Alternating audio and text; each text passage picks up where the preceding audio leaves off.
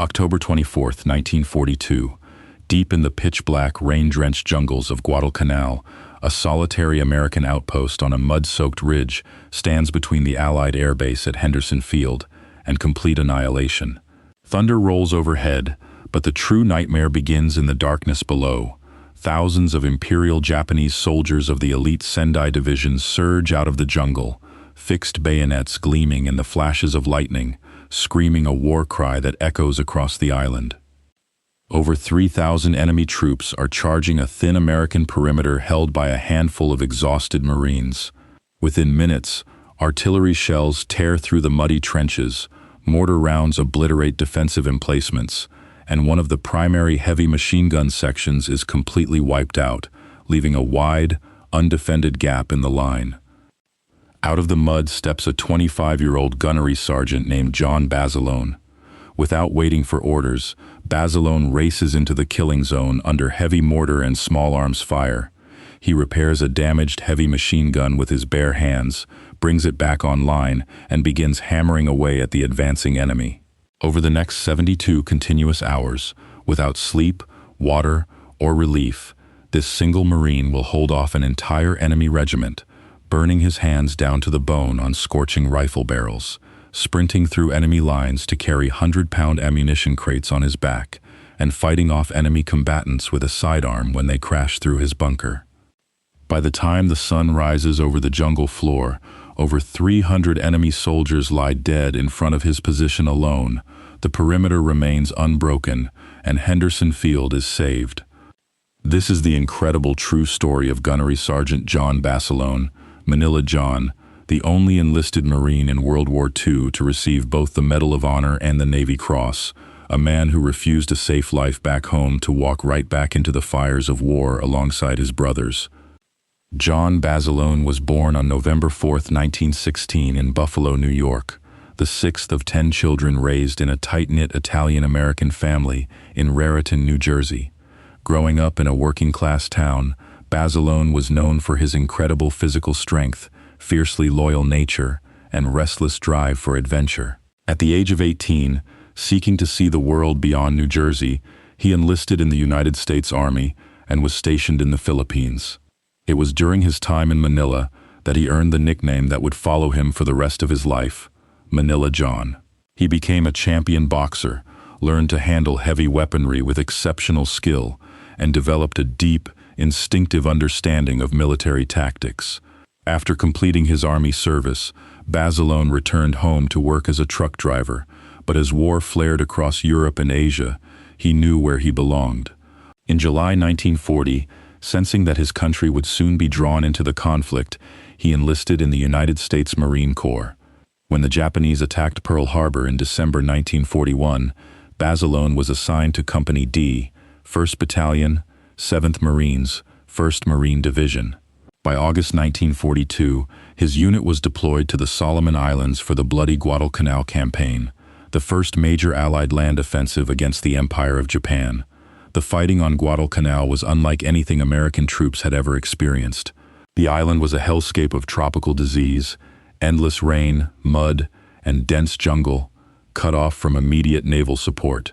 The focal point of the entire campaign was Henderson Field, an unfinished airstrip that gave whoever controlled it absolute command of the skies over the South Pacific. The Japanese military knew this, and on the night of October 24, 1942, they launched a massive, all-out assault to retake the airfield at any cost. Basilone was in command of 2 heavy machine gun sections guarding a narrow trail leading to the airfield. When the Japanese charge hit their position, the sheer force of the assault was overwhelming. Waves of enemy soldiers threw themselves against the wire. One of Basilone's machine guns was knocked out of action by enemy fire, killing its crew. Basilone didn't hesitate. He sprinted through an open field under heavy machine gun and mortar fire to reach the knocked-out weapon. Finding it jammed, he quickly cleared the mechanism under fire, manned the gun himself, and began laying down devastating suppressive fire. As the barrels of his Browning .30 caliber machine guns overheated from continuous firing, he picked up a spare gun, ignoring the searing heat that melted the skin off his hands and arms, and kept shooting. When ammunition ran dangerously low and communication lines were cut, Basilone strapped on his sidearm, ran through enemy-controlled jungle to the main supply dump, loaded 2 90-pound crates of ammunition onto his shoulders, and fought his way back to his men. At one point, when Japanese soldiers broke through the defense line and surrounded his position, Basilone drew his pistol and fought them off hand to hand until his gun crews could rearm. For 3 days and 3 nights, Basilone barely stopped firing, repairing guns in the dark and maintaining the line. When reinforcements finally arrived to relieve his section, they found John Basilone sitting on a pile of spent brass shell casings, exhausted, burned, but still standing guard. His actions single-handedly held the line and prevented the Japanese from capturing Henderson Field. For his extraordinary heroism at Guadalcanal, President Franklin D. Roosevelt awarded John Basilone the Medal of Honor, the nation's highest military decoration. Instantly, Basilone became an American icon. The military brought him back to the United States to lead a nationwide war bond tour. He was featured on magazine covers, given key to the city parades, and showered with attention wherever he went. Movie stars wanted to meet him, and the military offered him an assignment to spend the rest of the war safely in Washington, D.C., training recruits and attending public events. Basilone hated every second of it. He didn't view himself as a celebrity, and he felt deep guilt being praised in luxury hotels while his fellow Marines were still fighting and dying in the Pacific mud. He repeatedly requested to be sent back to the front lines. When commanders refused, telling him he was more valuable to the country selling war bonds, Basilone famously replied, "I'm a plain soldier, and I want to stay one. I belong back with my boys." Eventually, the Marine Corps gave in to his relentless requests. In late 1944, Basilone was assigned to the 5th Marine Division as a gunnery sergeant, preparing for the upcoming invasion of a small, volcanic island that would prove to be one of the bloodiest battlegrounds in human history, Iwo Jima. Before shipping out, Basilone met and married Lena Mae Riggy, a fellow Marine sergeant stationed at Camp Pendleton. Their time together was short. Just a few weeks after their wedding, Basilone boarded a transport ship bound for the Pacific once again. On February 19, 1945, D-Day at Iwo Jima, Gunnery Sergeant John Basilone landed with the first wave of Marines on Red Beach 2. The black volcanic sand of the beach was a killing field.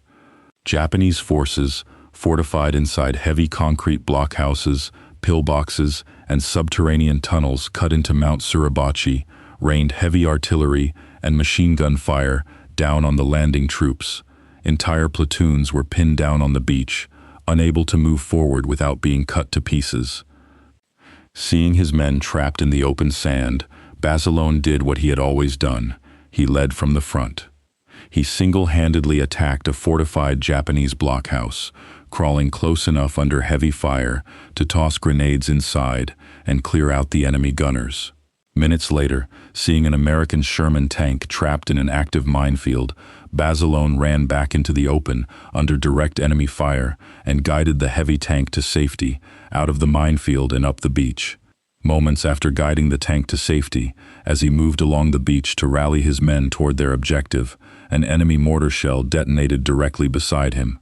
Gunnery Sergeant John Basilone was killed instantly at the age of 28. For his actions on Iwo Jima, John Basilone was posthumously awarded the Navy Cross, making him the only enlisted Marine in World War II to receive the Medal of Honor, the Navy Cross, and a Purple Heart.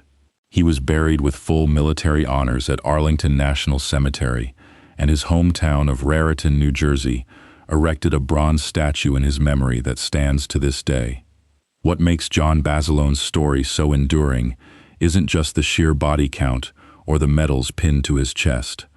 It's the fact that when he was offered ultimate fame, safety, and comfort far away from the front lines, he walked away from all of it to stand shoulder to shoulder with the men who depended on him. Courage for Manila John wasn't a single burst of bravery on a distant ridge. It was a lifelong commitment to duty, sacrifice, and the belief that a true leader never leaves his brothers behind.